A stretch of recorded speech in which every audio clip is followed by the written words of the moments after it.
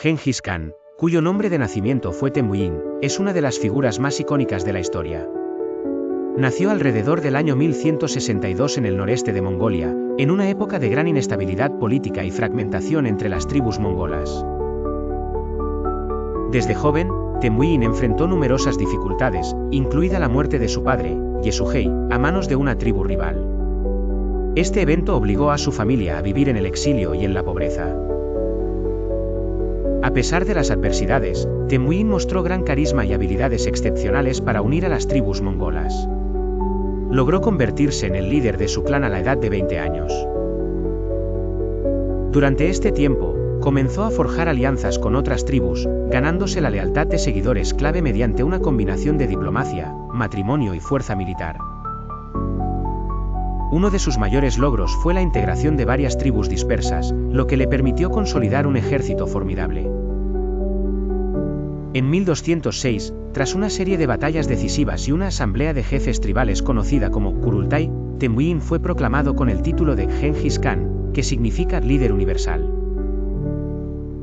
En aquel momento, su imperio apenas comenzaba a expandirse, pero bajo su liderazgo, los mongoles iniciaron una de las mayores expansiones en la historia del mundo.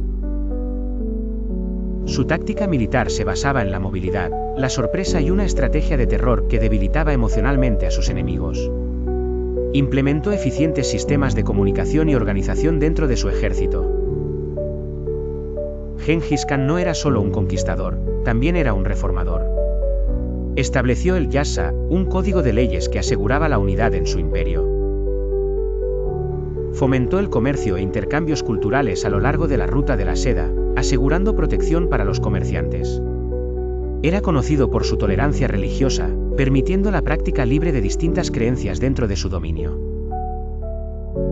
Desde el vasto desierto del Gobi hasta las llanuras de Europa del Este, sus conquistas fueron rápidas y devastadoras. Bajo su mando, las ciudades del imperio fueron reubicadas y las fronteras redibujadas, controlando una tierra que iba desde Corea hasta Hungría en su pico. Gengis Khan murió en 1227, tras una vida de conquistas impresionantes. Su legado fue vasto, no solo por las tierras que conquistó sino por la enorme influencia social, política y económica que dejó atrás.